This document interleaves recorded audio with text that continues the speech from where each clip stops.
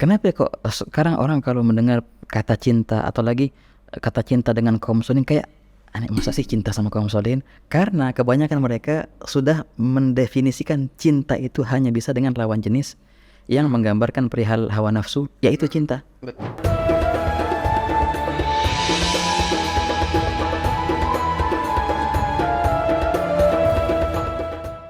Nah, setiap para anbiya kita harus percayai. Aneh beriman deh sama semua nabi kecuali Nabi Isa nih. Berarti nanti semua dengan nabi kafir. Loh kok bisa? Karena semua nabi mempercayai Nabi Isa. Ketika engkau tidak mempercayai beliau, berarti seakan engkau tidak mempercayai semua. Takdzib bi ahad ar-rusul, takdzib bil kull. Dan ini bukti iman kita kepada Allah Ta'ala dengan mencintai apa yang Allah Ta'ala cintai. Wahakata. Anak cinta sama Allah, tapi nggak cinta sama malaikatnya, ya nggak bisa. Ya, makanya di antara satu paket, Beb. Apa namanya? Basicnya sih coba tengok rukun iman itu. Bukan cuma iman billah, kitabi wa rusuli itu semua karena satu paket kan yang kama dzakartum. Enggak bisa kita pilih ya. Wahakata. Ala kulli hal. Jadi di manakah tempat kaum solehin berada? Jawabannya di lubuk hati seorang soleh. Gitu. Di situ engkau akan mendapatkan kaum solehin. Sebagaimana di lubuk hati itulah tempat Allah Ta'ala bersimpuh. Oh iya kan ada dalam hadits yang qudsi. Ma wasi'ani ardi wala sama'i. Bumiku dan langitku tidak cukup untukku, kata Allah Ta'ala. Akan tetapi wasi'ani qalbi 'abdi, akan tetapi cukup untukku lembah di hati hambaku. Cukup bagi anak, kata Allah Ta'ala. Hadza ajib. Nah di sini ini Habib beliau menggambarkan pentingnya ikatan hati. Ketika engkau menjadikan tempatmu itu tempat untuk Allah, tempat untuk para solihin, sudah sejahteralah engkau. Makanya buat ikatan hati antara kita dengan mereka. Buktinya apa? Loh gampang ini kalau kita lihat dalil dari hadisnya. Hadza kan Sayyidina Hasan bin Ali bin Abi Thalib berkata kepada pamannya Hindun bin Abi Halah. Ini anaknya Sayyidah Khadijah. Waktu Sayyidah Khadijah nikah dengan baginda Nabi SAW sudah punya anak, ya kan? Di antaranya ini Halah. Ada yang bilang Hind bin Abi Halah. Berkata Sayyidina Hasan, sa'altu khali, aku bertanya kepada khalku, wahakala, tentang sifat Nabi. Buat apa? Ini hatta ata'allaqa bihi. Nah ini nih ya sebagian, sehingga aku mempunyai ikatan dengan itu. Dari sini kaum solihin membahas panjang lebar yang namanya ta'alluq. Dari mana ta'alluq? Ada legenda Al-Quran dari ini jelas sekali. Sayyidina Hasan yang langsung hatta ata'allaqa bihi. Sebutkanlah syama'il Rasulullah SAW, syama'il datukku, agar aku bisa berta'alluq dengannya. Iya. Nah, wahakala. Baik, ala kulli hal Habib. Padahal ini perkara-perkara yang seringkali diperangi oleh orang-orang, Beb. Dan ini perkara penting sebenarnya. Allahu Akbar. Nah, jadi tujuan kita membaca syama'il, tujuan kita membaca sirah agar mendapatkan ta'alluq. Inilah pola pikirnya Sayyidina Hasan. Ikatan hati. Baik. Setelah hatiku terikat dengan mereka, sehingga aku jadikan hatiku ini rumah bagi mereka. Apa yang terjadi? Nah, wa gharasu hubbal hawa fi lubbi. Mereka menjadikan hatiku tempat tinggal mereka. Dan mereka menjadikan hatiku itu ladang bagi mereka, sehingga mereka menanamkan bibit-bibit cinta di lubbi, di dalam hatiku itu. Jadi hati bagaikan ladang. Mereka buat rumah di situ. Wah, tanahnya mereka tanamin apa namanya? Cinta. Bibit-bibit cinta di hatiku. Apa yang terjadi setelah tertanam bibit-bibit cinta itu? Famalaku khalisahu bil hubbi. La ilaha illallah. Sehingga mereka lah yang memiliki kemurnian hatiku. Sudah punya mereka semua. Yang dibuat rumah sama mereka, dibuat ladang, ditanemin bibit-bibit cinta. Famalaku, mereka memiliki khalisahu, yang murni daripada hatiku. Mereka milikinya dengan hubbi, dengan penuh dengan kecintaan. Karena mereka yang taburi itu adalah bibit-bibit cinta. Apa yang terjadi? Tumbuh dari bibit itu apa? Nah, wa an'amu bi'a'dhamil amali. Ketika mereka tanamkan bibit-bibit cinta di hatiku, maka tumbuhlah tanaman yang indah. Yang itu karunia dari mereka untukku. Apa? An'amu, mereka memberikan aku bi'a'dhamil amali, dengan harapanku yang paling besar. Wahakala. Mereka memberikanku apa yang aku harapkan. Yang harapanku paling besar mereka berikan. Itu hasil daripada tanaman bibit cinta yang mereka tanamkan di lubuk hatiku itu. Nah, intinya satu, serahkan hatimu kepada mereka. Allah. Tapi arti menyerahkan hati kepada mereka itu, hilangin dulu yang lain. Ya kalau di hati kita masih ada yang lain, oh silahkan ke sini. Gimana? Masih ada orang lain di situ, nggak ada tempat. Kalau dikosongin dari yang lain, apa namanya? Dalam istilah mereka asiwa kan selain. Nah, kalau sudah dibersihkan siwa, ay siwa Allah Ta'ala, maka baru akan datang Allah Ta'ala dan para solihin, para anbiya dan mursalin ke hati itu. Mereka akan membangun rumah, menanamkan bibit cinta, dan akan tumbuhlah pohon-pohon cinta, dan akan membuahkan apa yang engkau cari dalam target hidupmu itu. Nah itu 2 bait itu Habib. Soal Nabi. Allahumma shalli la ilaha illallah. Nah sekarang beliau menceritakan lagi di 2 bait setelahnya.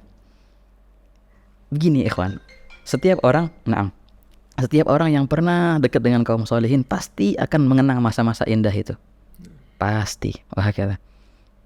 Nggak ada orang yang terkenal dengan kaum solehin kemudian dia itu stres atau nyesel karena dekatnya dengan kaum solehin. Nggak pernah ada terjadi. Setiap orang yang dekat dengan kaum solehin, kenal sama mereka, pengen lagi bisa dekat lagi. Wah kata pasti.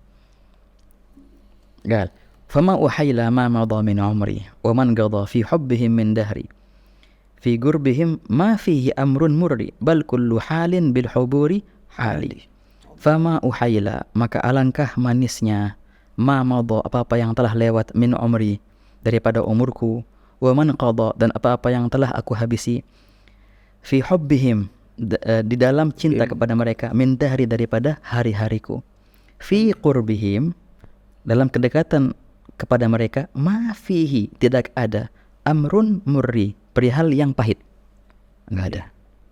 Bal kullu halin akan tetapi yang ada adalah kullu halin dalam setiap keadaan bil hubur dengan ketenangan hali itulah keadaanku.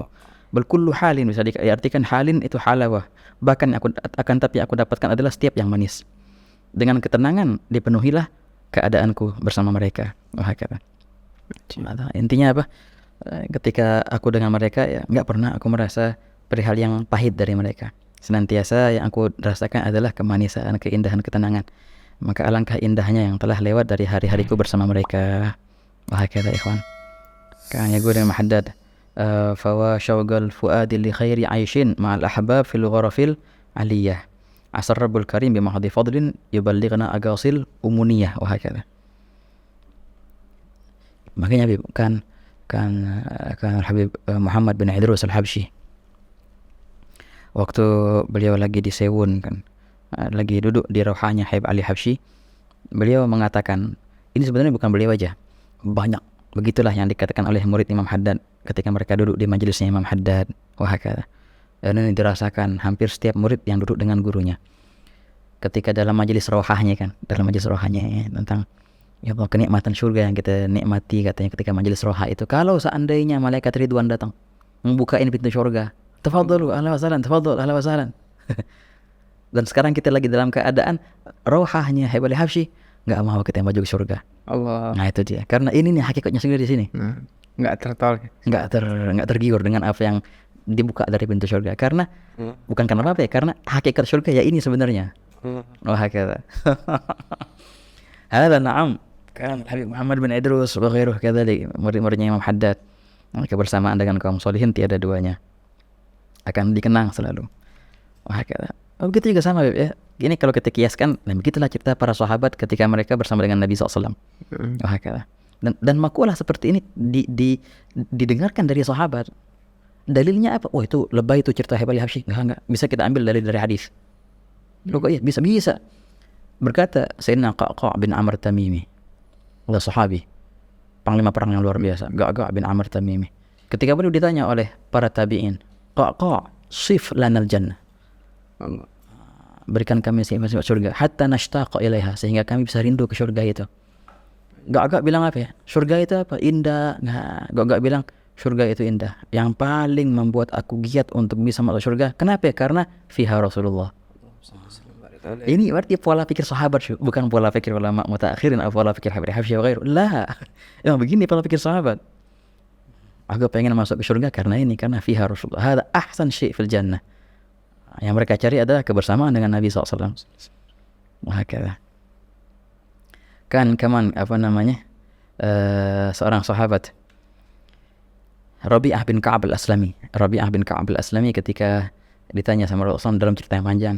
Gal sal ma syi'ta, mintalah apa yang kau mau wahai Rabi'ah.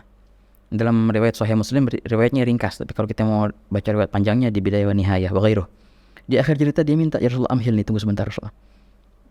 Kalau aku minta perihal dunia sayang, aku harus minta perihal akhirat. Perihal akhirat yang aku mau minta ini harus puncak yang paling tinggi. Datang akhirnya dia, ya Rasulullah, apa yang diminta? Jannah. Enggak, as'aluka murafaqataka fil jannah. Yang aku minta adalah kebersamaan denganmu di surga nanti.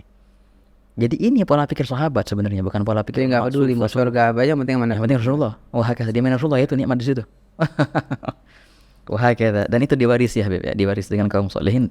Makanya iya, tapi kenapa banyak orang-orang kalau kita membahas tentang rasa cinta, arti mereka mengartikan dengan kalimat lebay atau jijik atau apa begitu Habib. Padahal ini kan sebuah motivasi di dalam diri seseorang untuk lebih giat lagi mengenal Allah, mencintai Nabi Muhammad atau kaum salihin. Tapi jamil. Ada beberapa sebagian orang lah artinya menggambarkan atau menyimpulkan bahwasannya ini lebay atau siap. Ini Habib. Padahal kan ini kalau kita lihat dari zaman Nabi Muhammad sampai ke sahabat, bahkan ke sebelum Rasulullah, zaman para anbiya melakukan hal yang demikian. Mereka memiliki rasa cinta dan mutaba'ah. Karena penggunaan istilah itu Habib sekarang, istilah cinta sekarang. Ini kalimat cinta, kalimat yang mulia, luar biasa, azim dan suci. Banyak orang memahami cinta hanya sekedar nafsu, padahal nggak ada ikatan antara nafsu sama cinta itu. Nah, kenapa kok sekarang orang kalau mendengar kata cinta atau lagi kata cinta dengan kaum muslimin kayak aneh, masa sih cinta sama kaum muslimin? Karena kebanyakan mereka sudah mendefinisikan cinta itu hanya bisa dengan lawan jenis yang menggambarkan perihal hawa nafsu, yaitu cinta. Betul. Jadi ketika mendengar cinta dengan kaum solihin, ya aneh jadinya. Masa ya cinta kamu silau gitu ya. Makanya, ya ini salah definisi sebenarnya Habib. Jadi banyak kadang-kadang definisi itu dari masa ke masa berubah karena budaya, karena lingkungan, itu yang membuat beberapa definisi berubah. Wah kata, makanya sebelum kita memberikan hukum ke suatu perihal, maka lihatlah definisinya dulu. Al-hukmu ala syai' far'unan an tasawwurih. Yang kita maksudkan dengan cinta, ikatan hati, bukanlah sama sekali ada berkaitan dengan hawa nafsu atau lain sebagainya. Sama sekali tidak. Wahakata. Nah itu murni. Dan sebenarnya begini, mereka yang memahami itu berarti mereka, ya kesian sebenarnya sih, belum pernah merasakan cinta yang sebenarnya. Ya bukan. Itu hal hakika. Belum pernah nyicipin cinta. Yang itu pernah nyicipin ya nafsu berarti. Inti kalau jatuh cinta sama orang, pernah nggak cintanya ditolak? Oh pernah. Stres nggak? Oh stres. Ada yang bunuh diri sampai kan? Karena ditolak cintanya. Sampai ada yang bunuh diri. Ada yang sampai bunuh diri dan mencoba untuk bunuh diri. La ilaha illallah.